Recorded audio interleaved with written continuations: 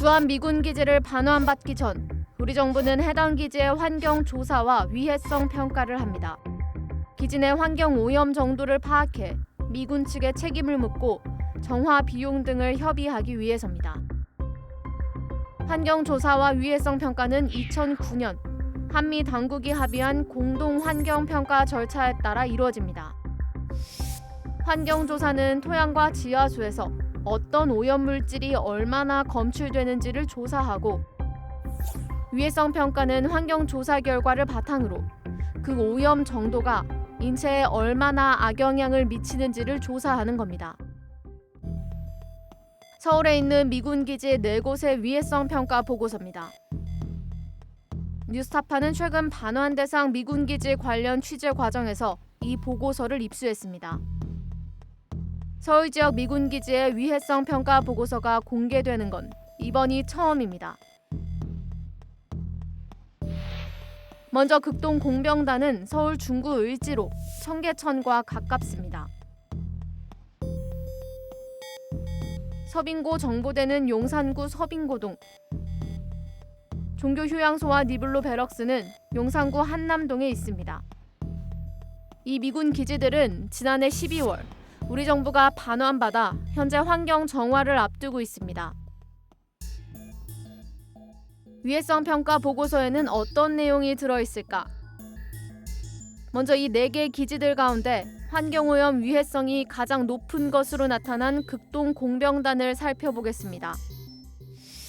을지로에 위치한 이 기지는 종로 5가 인근 청계천과 도로 하나를 사이에 두고 붙어 있습니다. 이곳의 환경오염 정도는 지난해 국정감사를 통해 이미 알려진 바 있습니다. 석유계 총탄화수소인 TPH와 벤젠, 비소 등이 기준치를 초과해 검출됐고, 납, 아연 등의 중금속도 상당히 높게 검출됐습니다. 위해성 평가 보고서에는 이렇게 검출된 오염 물질이 인체엔 어떤 영향을 미칠지 분석한 내용이 적혀 있습니다. 위해성 평가는 먼저 토양과 지하수에 있는 오염 물질들의 섭취, 흡입, 피부 접촉 등 인체 유입 가능성을 가정하고, 또 인체 노출 시간도 고려해 이루어집니다. 해당 부지의 용도에 따라 노출 시간이 다르기 때문에 주거지역, 상공업지역, 건설 현장 노동자 등으로 구분합니다. 검출된 오염물질의 독성과 부지 이용도에 따른 노출 시간, 노출량 등을 각각 따져 인체 위해성을 평가한 결론. 극동 공병단에서는 주거지역 거주자와 상공업지역 근로자에 대한 바람 위해도가 10의 마이너스 4제곱, 즉 1만 분의 1을 초과하는 것으로 나왔습니다. 그렇다면 위해성 평가 기준치는 어떨까? 우리나라 토양 오염 물질 위해성 평가 지침에 위해성 평가 기준치를 10의 마이너스 5승에서 10의 마이너스 6승으로 제시하고 있습니다. 근데 그게 그러면은 10만 분의 1의 확률로 암에 걸린다는 거니까 암에 걸리지 않을 확률이 훨씬 높은 거죠? 아니요, 그렇지 않아요. 위해성 평가에서는 그 숫자 자체 10의 마이너스 5승과 10의 마이너스 6승이 중요한 거기 때문에 네. 그 기준치보다 초과하느냐 안 초과하느냐가 어떤 위해성 판단의 기준이 되는 겁니다. 바람 위해도 10의 마이너스 4제곱은 1만 분의 1의 확률로 암에 걸릴 수 있다는 말입니다. 즉 허용 가능한 바람 위해성 기준을 10만 분의 1이라고 했을 때 극동 공병단의 경우는 암에 걸릴 수 있는 확률이 기준보다 10배 이상 높다는 겁니다. 암을 제외한 건강상의 위해성을 평가하는 비바람 위해도의 경우 주거지역 어린이 및 성인, 상공업 근로자, 건설 현장 근로자에 대해 모두 1을 초과했다고 적혀 있습니다. 비바람 위해도는 위해도 판단 기준이 숫자 1입니다. 1까지가 허용 가능한 수치고 1을 넘어서면 건강상의 위해가 있을 수 있다는 말입니다. 비바람 위해도는 2를 초과하게 되면 비바람 위해도가 있다, 이렇게 지금 얘기가 될 수 있죠. 극동 공병단 지역에서 위해성이 높게 나온 이유는 일군 발암물질인 비소와 다이옥신, 그리고 각종 토양가스들 때문입니다. 특히 토양가스는 휘발되기 때문에 흡입을 통한 위해도가 높아지고 실외 공기를 통해 부지 밖으로 이동할 가능성도 있습니다. 이 토양가스들은 기존에 공개된 환경조사 보고서를 통해선 검출 여부를 알 수 없습니다. 위해성 평가를 위해 추가 분석한 항목에서 다량 검출됐기 때문입니다. 환경조사 보고서 외에 위해성 평가 보고서도 시민들에게 공개돼야 하는 이유입니다. 이런 제일 처음에 부지는 아주 위한 부지이기 때문에 그 부지에서 상주하거나 그 부지에서 사람의 활동을 하는 것은 좀 위험하다는 거죠. 왜냐하면 이게 위해도가 지금 보기에는 상당히 높고 그리고 휘발성 오염물질은 계속적으로 휘발이 되기 때문에 인구 밀집 지역에 위치하고 있는 토양오염 부지는 주변에 환경 영향, 인체 영향을 미칠 수 있는 가능성이 아주 높습니다.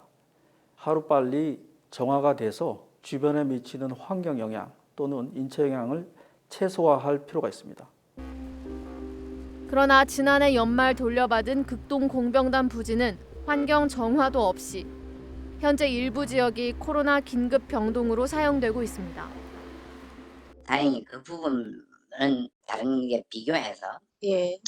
적당히 그나마 나은 부지 땅 구역이기 때문에 거기를 조금은 써도 되겠다는 생각이 들었고 일부는 쓰자라고 해서 지금 쓰고 있는 거예요. 오염이 비교적 덜한 구역에 병동을 운영하고 있고 환경 정화는 코로나19가 종식된 이후에야 가능할 것 같다는 게 국립중앙의료원 측 말입니다. 환경정화는 일단 늦더라도 내년에는 시작하죠. 만약에 코로나가 끝나면. 왜 코로나랑 무슨 상관이 있는 거예요? 저기 임시병동 지금 돼 있잖아요. 아, 그것까지 네. 나가야지 한꺼번에 그러면 거기 극동 공병단처럼 심각하지는 않지만 다른 기지에서도 위해성이 기준치를 초과한 것으로 나왔습니다. 용산구 서빙고동에 있는 미군 서빙고 정보대 자리는 주거 지역으로 쓰일 경우 비소와 토양가스 클로로포름에 의한 바람 위해도가 허용 가능한 기준인 10만 분의 1을 초과했고 상공업 지역으로 쓰일 경우 비소에 의한 바람 위해도가 100만 분의 1을 초과했습니다. 주거 지역 어린이의 경우 총 비바람 위해도가 1을 초과했습니다. 니블로베럭스는 주거 지역으로 쓰일 경우 벤즈안트라센이라는 물질로 인한 바람 위해도가 100만 분의 1을 초과했습니다. 종교 휴양소는 위해성 기준을 초과하지 않은 것으로 조사됐습니다. 문제는 이 보고서가 지금까지 철저히 비밀에 붙여졌다는 겁니다.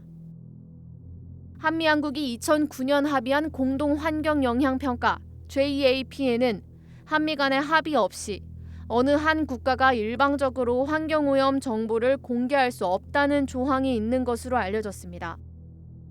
하지만 이 합의문의 전문 내용은 현재까지 공개되지 않고 있습니다. 지난 2018년 서울행정법원은 부평 미군기지 환경조사 보고서 및 위해성 평가 보고서 정보 공개 청구 소송에서 위해성 평가 보고서를 비공개해야 한다고 판결한 바 있습니다. 2심 법원도 환경조사 보고서는 공개할 수 있지만 위해성 평가 보고서는 비공개해야 한다고 판결했습니다. 이 정보가 공개되면 국익을 훼손할 가능성이 있기 때문이라는 겁니다.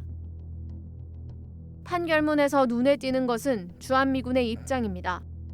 만일 합의 없이 정보가 공개될 경우 앞으로 한국 측에 어떤 정보도 공유하지 않게 되는 결과를 초래한다고 적혀 있습니다.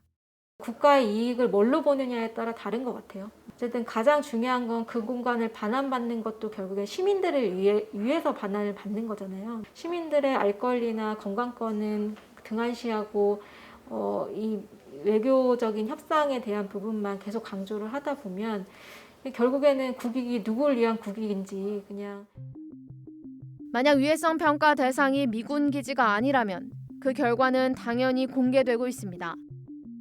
위해성 평가 지침상 평가 내용을 공고하고 해당 지역 주민들이 평가서를 공람할 수 있게 돼 있기 때문입니다. 실제 지난해 4월 위해성 평가 내용이 지역 주민에게 공개된 사례가 있습니다. 중금속 오염이 심각했던 충남 서천 장항 재련소 부지의 위해성 평가 결과가 지역 주민들에게 공고됐습니다. 또 똑같이 장안 재련소도 20일 이상 공고하고 거기가 민간요기회가 있었던 걸로 제가 알고 있어요. 네. 거기가 뭐 꼭 위해성 평가뿐만 아니라 이제 정화를 하고 뭐 이런 거에 그 주민들 참여가 굉장히 많이 들어가 있던 걸로. 그러나 우리 정부는 반환받을 미군 기지의 인체 위해성을 다 조사해놓고도 공개하지 않고 있는 상황. 이 와중에 인체 위해성이 높게 나온 극동 공병단 부지에 많은 환자와 의료진이 상주하는 코로나19 임시 병동까지 운영되는 일도 벌어지고 있습니다. 이 때문에 환경부와 국방부, 외교부 등 주무부처가 환경조사와 위해성 평가 결과를 투명하게 공개해야 한다는 지적이 나옵니다. 뉴스타파 강혜인입니다.